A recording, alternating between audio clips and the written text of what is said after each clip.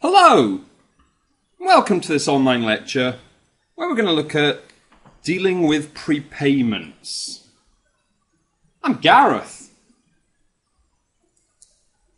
Well, let's have a look at the little example we've got to deal with here. So, Phoebe Limited pays £1,000 per annum for rent of their office.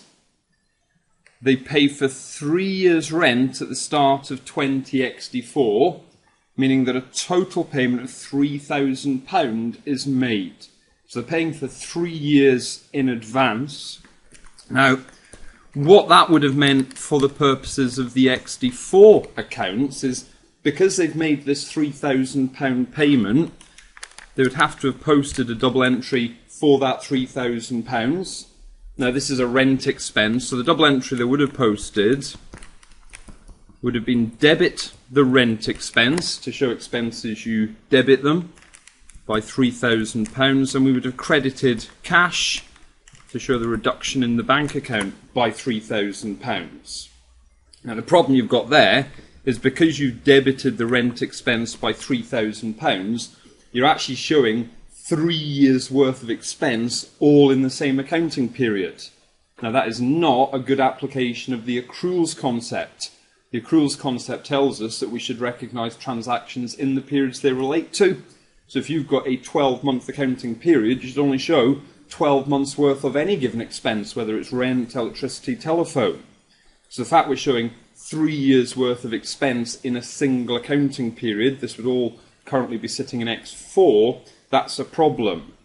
Now this is where we therefore use a prepayment. So we're actually told that at the end of this first year, at the end of XD4, on the 31st of December, they actually set up a prepayment to show the fact that actually some of that £3,000 does not reflect the XD4 situation. Some of that does not relate to that first year. In fact, you can imagine that it's £1,000 per annum, only £1,000 will relate to XD4. We've actually already paid for years 2 and 3, which would be XD5 and XD6. We've actually paid for them in advance. Now, because we've paid for 2 years in advance, we would need to recognise a prepayment for £2,000. Now, the way we would set up, and again, this is all in XD4, the way we would have set up that prepayment, well, prepayments are to reduce an expense, so you'd actually credit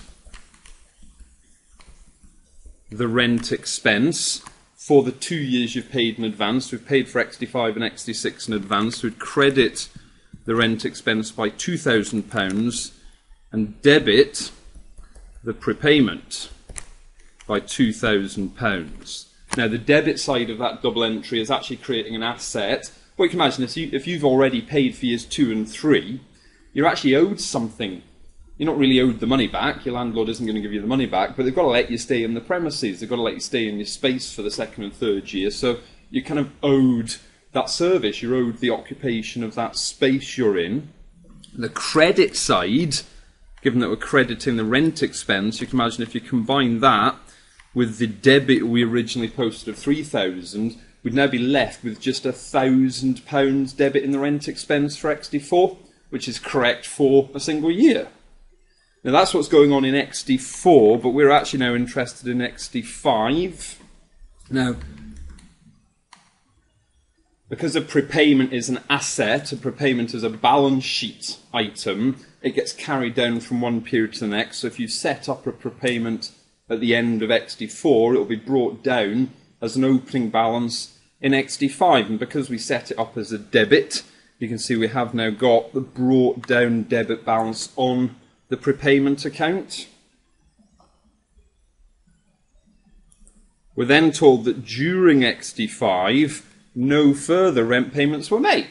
Well, that kind of makes sense because we've actually already paid 3 years in advance. So we've already paid for XD5 and in fact for XD6. We don't need to pay any further rent. We've already paid for it. And what we're asked to do is to complete the rent expense account.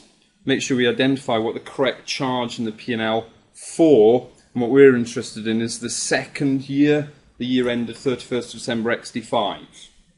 Now when you're dealing with prepayments, you can follow a similar three-step process to dealing with accruals. we start by reversing any opening prepayment, post any cash payments during the period, and then set up any closing prepayment needed at the end of the period. So let's do the first of those stages, which is to reverse the opening prepayment. Now, to reverse prepayments, it's literally just the opposite of the double entry that you use to set it up. It is literally the reverse.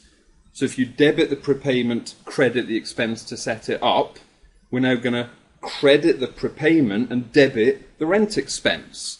So if I number these off, so I'm now going to credit the prepayment by the £2,000, and we're going to debit the rent expense by £2,000. So you just post exactly the opposite double entry to the double entry used to set it up. Now you always put the narrative in for where the other side of the double entry is going.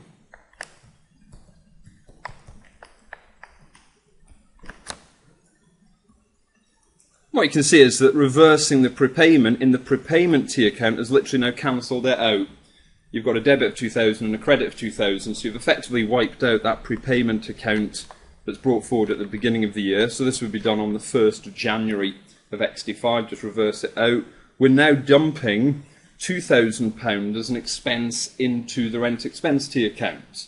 Now the thing you've got to remember is actually that doesn't all relate to XT5, we'll deal with that shortly. Now the second step was to post any cash payments during the period. Now any cash payments made for rent would be a debit to the rent expense, credit to cash. Now in this case, remember, there were no further rent payments, but if there had been, we would just post them as a debit to the rent expense account.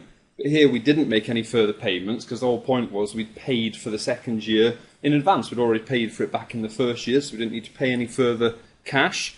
The double entry just would be standard debit expense, credit cash. And the third step is to post any closing prepayment. So is there any prepayment at the end of the year, second year? Well, yes, because we've actually already paid for the third year, haven't we? And if we've already prepaid for the third year, we've actually already prepaid £1,000. Remember the original 3,000 payment? That was £1,000 for the first year for XT4, £1,000 for the second year XT5, and we have paid £1,000 for XT6.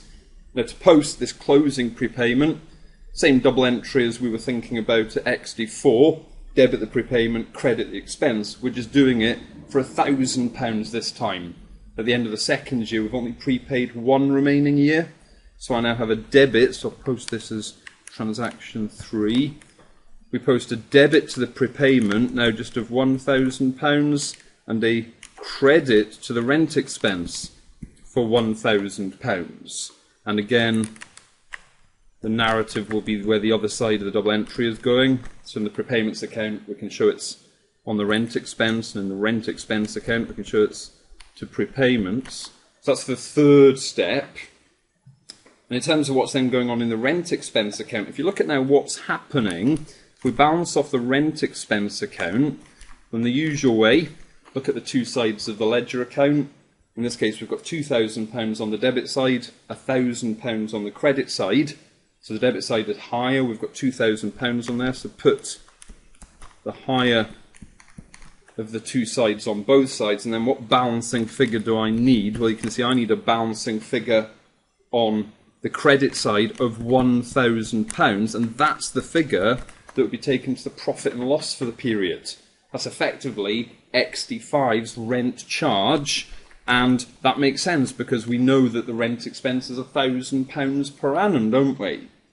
And so we've got a £1,000 rent charge being shown for this second year for XT5, and you can see the way that's been created. Because we reversed in the opening prepayment, we're initially recognising an expense of £2,000, but that actually relates to the second and third year, doesn't it? So that's not proper matching. So by posting the closing prepayment, where you can see we're effectively taking out the third year's expense, really just then leaving us with the second year's expense on its own, just to be recognised for XT5.